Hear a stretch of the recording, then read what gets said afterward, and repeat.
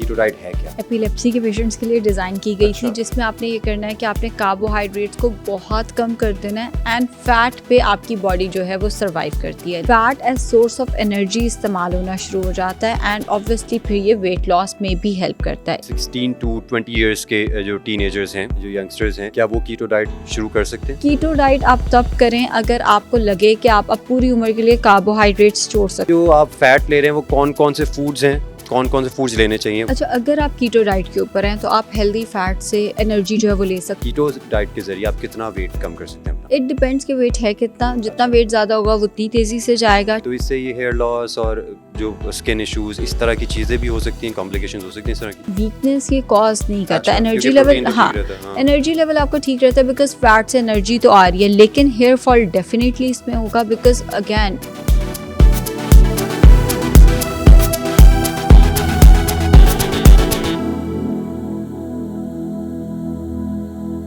अस्सलाम वालेकुम viewers, GNN health show के एक फ्रेश और न्यू एपिसोड में आपको वेरी वॉर्म वेलकम।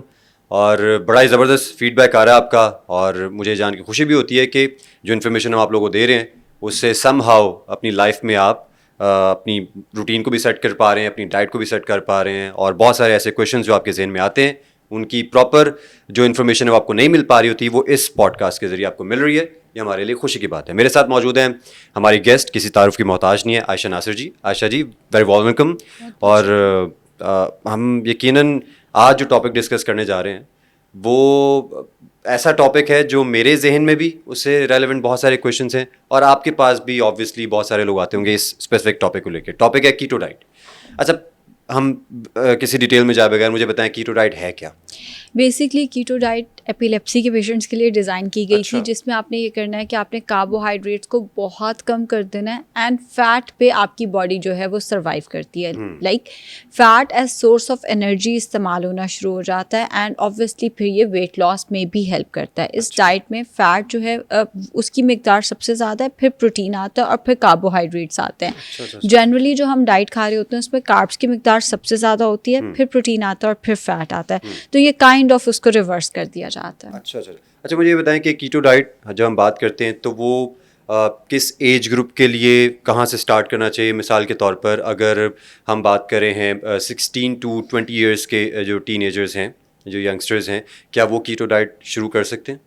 अच्छा, अगर मैं इसका ज़ैदी भाई एक ही दफ़ा में जवाब दूँ तो मैं तो कीटो को बिल्कुल इंडोर्स नहीं करती। अच्छा, उसकी वजह अच्छा। ये है कि देखिए हम पाकिस्तान में रहते हैं, हमने पाकिस्तान छोड़ तो नहीं जाना। इवन अगर हम बाहर भी चले जाते हैं तो बाहर भी हमें कहीं ना कहीं कार्ब्स तो खाने पड़ जाते हैं। अब कीटो का प्रॉब्लम ये आता है, और ये कई दफ़ा देखा गया है कि पेशेंट ने कीटो डाइट की, खुद से की या किसी से पूछ के या किसी के अंडर की कीटो डाइट, जैसे ही कार्ब्स लेना शुरू किए वेट सारा बाउंस बैक कर जाता है, और इतना स्टबन वेट बाउंस बैक करता है वो आम डाइट से फिर या कैलोरी डेफिसिट या वर्कआउट से जा भी नहीं रहा होता। जो सही स्टबन फैट होता है ना वो वापस आता है। कीटो डाइट आप तब करें अगर आपको लगे कि आप अब पूरी उम्र के लिए कार्बोहाइड्रेट्स छोड़ सकते हैं। हमारे यहाँ तो कोई भी शादी हो जाए तो नान तो हमने खाना ही खाना होता है, हमने मीठा खाना ही खाना होता है। हमारे लाइफस्टाइल में पाकिस्तान इंडिया में रह के आप ये मुमकिन नहीं आप कार्ब्स छोड़ सकें, तो कीटो सस्टेनेबल अप्रोच ही नहीं है। कीटो एक टेम्परेरी अप्रोच ज़रूर हो सकती है, सस्टेनेबल अप्रोच नहीं है। आप टेम्परेरी अप्रोच के तौर पे भी अगर हम बात करें, जैसे आपने कहा कौन से एज ग्रुप के लोग कर सकते हैं, जिस एज ग्रुप में भी ये किया जाए ये यूरिक एसिड बढ़ा सकती है बिकॉज अच्छा, इसमें प्रोटीन ज़्यादा है। बीफ मटन का जब आप इस्तेमाल करते हैं, जैसे मेरी फैमिली में हमारी जीन्स में है यूरिक एसिड का प्रॉब्लम, हमें हो जाता है। मैं मटन बीफ बहुत कम खाती हूँ, फिर यूरिक एसिड हो जाता है। जो लोग मटन बीफ पे जिंदा है उनको ज़ाहिर है यूरिक एसिड का प्रॉब्लम आएगा। बहुत सारे लोग आके कहते हैं जी हमने कीटो डाइट की, हमारा कोलेस्ट्रॉल कम हो गया, लेकिन जैसे ही कीटो छोड़ी कोलेस्ट्रॉल हमारा वापस आ गया। बट टेक्निकली अगर हम देखें बहुत सारे लोगों का कोलेस्ट्रॉल कीटो डाइट से बढ़ना शुरू हो जाता है। एंड ना सिर्फ ये बल्कि किडनी भी इफेक्ट होती है। न्यूजीलैंड में, ऑस्ट्रेलिया में केसेस रिपोर्ट हुए हैं जहाँ कीटो डाइट से हार्ट के इश्यूज आए। वो कैसे आए कि देखें जब ओबेसिटी होती है ना तो हमारे प्लाग जमना शुरू हो जाता है हमारी आर्टरीज के अंदर। अब आपने सडन वेट लॉस किया, वो प्लाग वहीं का वहीं है, आपकी आर्टरी थोड़ी सी कम हो गई, श्रिंक हुई बिल्कुल साथ, बिल्कुल। तो वो सडन अटैक की वजह बन सकता है, हार्ट अटैक की भी वजह बन सकता है और स्ट्रोक की भी वजह बन सकता है। तो कीटो डाइट में चूंकि अग्रेसिव वेट लॉस है, बहुत तेज़ी से वेट लॉस है, तो ये अपने साथ साइड इफ़ेक्ट्स लेकर आ सकती है। कीटो डाइट मेरी नज़र में, या इवन आप डाइटिशियन से पूछें, क्वालिफाइड डाइटिशियन से, तो वो आपको कभी भी नहीं कहेंगे कि ये सस्टेनेबल अप्रोच है जिसका काम उसको सांझे। इसी तरह एपिलेप्सी के लिए बनाई गई है, तो उन्हीं पेशेंट्स को करने दो, बजाय इसके कि हमने देखा कि एपिलेप्सी के पेशेंट्स का वेट लॉस हो रहा है, हम भी शुरू कर देते यानी हैं। मेडिकल कंडीशन में बेसिकली होनी चाहिए। मेडिकल कंडीशन के तौर पे इसको, अगर मेडिकल कंडीशन एपिलेप्सी को आप ट्रीट कर रहे हैं तो होनी चाहिए, जी। बगैर वजह के खुद से किसी की देखा देखी आपको कीटो डाइट जो है वो शुरू नहीं कर लेनी चाहिए। अच्छा, अब चलें, ये तो समझ आ गया, जिस तरह आपने कहा कि आप उसको इंडोर्स नहीं करती, ये तो एक बात है। अब लेकिन ज़ाहिर है आपको पता ही है कि इस वक्त पाकिस्तान में बिलखुसूस लड़कियां बहुत ज़्यादा इस वक्त इस कीटो डाइट ट्रेंड को फॉलो कर रही हैं, और क्योंकि वो इतनी ये पॉपुलर हो गई ये अप्रोच कि सब इसको करना शुरू हो गया और ये समझ लिया है कि इससे वेट जल्दी से कम हो सकता है। अब मिसाल के तौर पर जो अब इस कीटो डाइट प्लान के अंदर कोई भी लड़का लड़की है, अब आपने बात की कि इसमें हम फ़ैट पे रिलाई करना शुरू करते हैं ताकि बॉडी जो है वो एनर्जी सोर्स जो है वो फ़ैट को बना ले। तो इसमें जो आप फैट ले रहे हैं वो कौन कौन से फूड्स हैं, कौन कौन से फूड्स लेने चाहिए, वो ज़रा बताइएगा।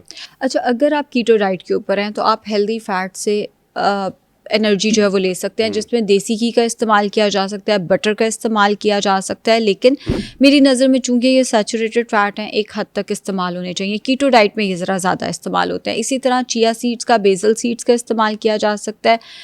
जो बादाम अखरोट हैं वो भी हेल्दी फैट्स का बहुत अच्छा सोर्स है। कीटो डाइट में अगर आपको रोटी खानी है तो आप आमंड फ्लावर की रोटी खा सकते हैं, आप कोकोनट फ्लावर की रोटी खा सकते हैं, आप फ्लेक्स सीड्स यानी अलसी की रोटी जो है वो बनाकर खा सकते हैं।